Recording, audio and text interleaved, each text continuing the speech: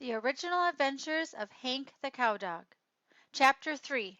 An Enormous Monster. I debated for a long time about what to do next.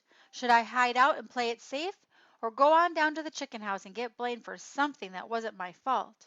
Curiosity got the best of me, and I trotted down to see what was going on.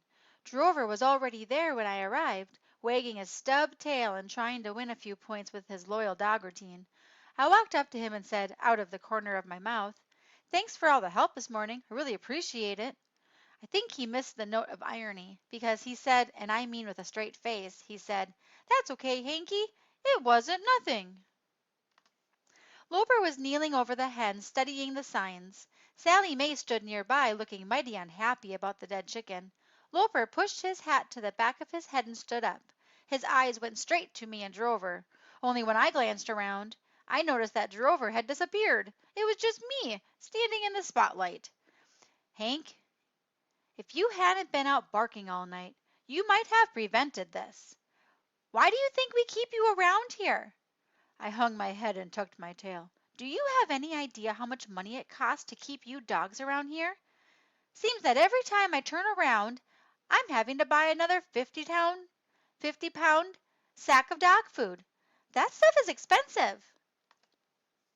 Maybe this ain't the time or place to argue the point, but just for the record, let me say that co-op dog food is the cheapest you can buy.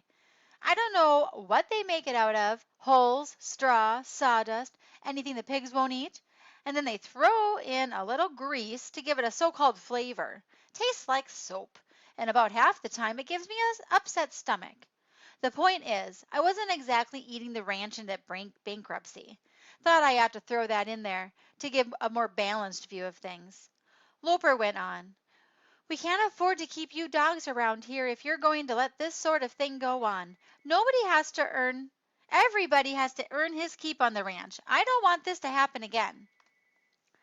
What did he suppose I wanted? Sometimes I just don't understand. Oh, well. He picked up the dead chicken by the feet and carried it down to the trash barrel. I got to admit that I watched this with some interest, since it had occurred to me that there wasn't much any of us could do for the dead chicken. The more I thought about chicken dinner, the more my mouth watered. Couldn't get it out of my mind. I like chicken about as well as any food you can name. Has a nice clean taste except for the feathers. Feathers are pretty tasteless, if you ask me, and they kind of scrape when they go down. Sure was hungry for kitchen, but I decided against it. Wouldn't look too good if I got caught eating the murder victim. After all the trouble I'd gotten into that day. I tried to concentrate on the scene of the crime. I studied it again, went over the ground and sniffed it out. Nothing. No clues, no tracks, no scent. Could have been a coyote, a coon, a skunk, a badger, even a fox. But there was one thing I was sure of. It wouldn't happen again. Not while I was in charge of security. Not as long as I could still stand up and fight for the ranch. I saw Drover peek his head out of the machine shed. "Get some sleep, son," I told him. "Tonight we throw up a double guard, and we could get ourselves into some combat." We slept till dark. When the moon came up, we went out on patrol, made several laps around headquarters. Everything was quiet. Off in the distance we heard a few coyotes, but they weren't anywhere close. Must have been after midnight when Drover said his feet hurt and wanted to rest a while. I left him in front of the chicken house and told him to sound the alarm if he saw anything unusual. I went on down and checked things at the corral, made the circle around the place, and ended up back at the chicken house about half an hour later. Thought I'd drop in unannounced and check on Drover, make sure he was taking care of business. As I sneaked up, I could see him in the moonlight. His ears were perked. He'd take about 2 steps and pounce on something with his front paws. Then he'd take 2 more steps and pounce again. He wasn't paying a lick of attention to the chicken house. A guy could have driven a truck in there, loaded up all the hens, and been gone before Drover ever got the news. I walked up to behind him. "What are you doing?" He screeched and headed for the machine shed. I called him back. He came out looking all around with big eyes. "Is that you, Hank?" "Uh-huh. What were you doing?" "Me? Nothing." It was then that I saw the toad frog jump. Playing with a toad frog on guard duty when we got a murderer running around loose? He hung his head and went to wagging that stub tail of his. I got bored, Hank.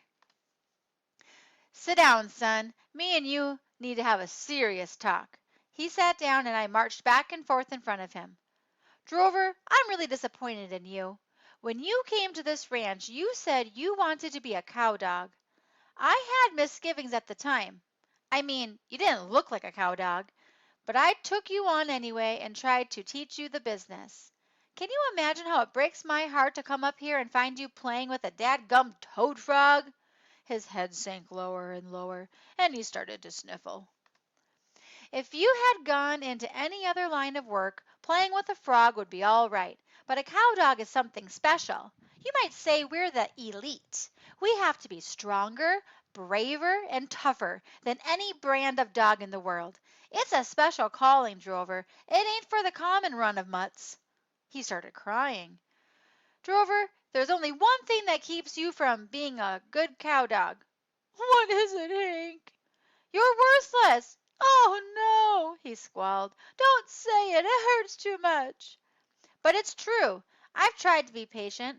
I've tried to teach you. I've tried to be a good example. I know. But it hasn't worked. You're just as worthless today as you were the first time I saw you.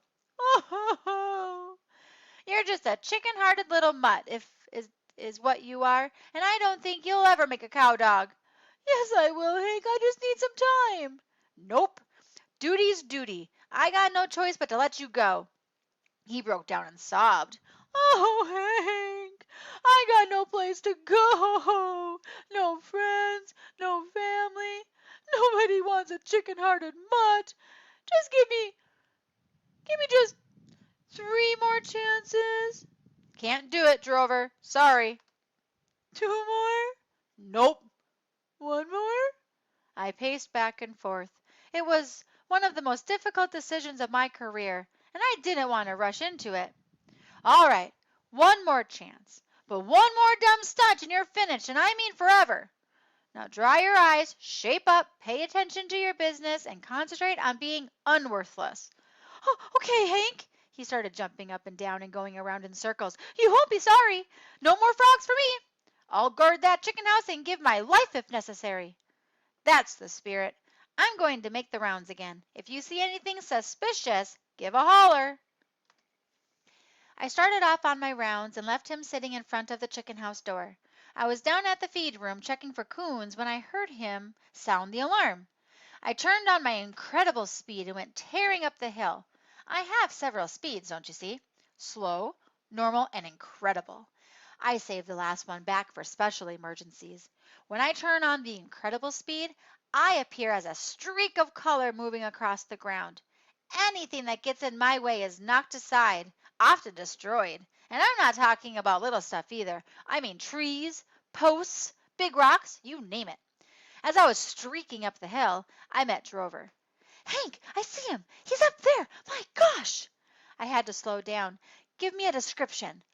Big, Hank, and I mean big, huge, enormous, black and white, gigantic tail that swishes through the air, long pointed tongue that flicks out at you, and horns growing out of his head. Good grief, I whispered. What is it? It's a monster, Hank, a genuine monster. I stopped to think it over. I'd never tangled with a monster before. You think I can whip him? I don't know, Hank, but if anybody can, it's you. You're right. Okay, here's the plan. I'll go in the first wave, make the first contact. We'll hold you in reserve. If I holler for help, you come running. Get in there with them teeth of yours and bite something. Got it? Got that? I got it. I took a deep breath and Drover, if I don't come back from this one, you'll have to go on alone. Take care of the ranch and be brave. It was a kind of a touching moment, me and Drover standing there in the moonlight just before the big battle. I said goodbye and lopped up the hill. I stopped and peered into the gloom. At first I couldn't see anything, but then my eyes fell on a huge, shadowy thing standing right in front of the chicken house door.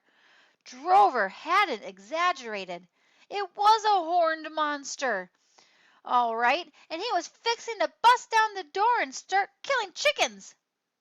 I didn't have a moment to waste. It was now or never, him or me, glory or death. I bared my fangs and attacked. First contact was made only a matter of seconds after I launched the attack. The monster must have heard me coming, 'cause he kicked the tar out of me and sent me rolling. I leaped up and charged him again, but this time I made it through, sank my teeth into him and gave him a ferocious bite. He slung me around, but I hung on. He was big, all right, big as a house. I figured he stood 14 feet tall at the shoulder, had 3 eyes, a long forked tongue, and a tail with deadly stingers on the end of it. Also horns that glowed in the dark. Oh, and tusks. Did I mention that? Big, long tusks growing out of the side of his mouth, the kind that could rip a dog to shreds. Green slobber dripped out of his mouth, and his eyes were red. It was a fight to the death. Come on, Drover, attack! I set up a howl to alert the house. I would need all the help I could get.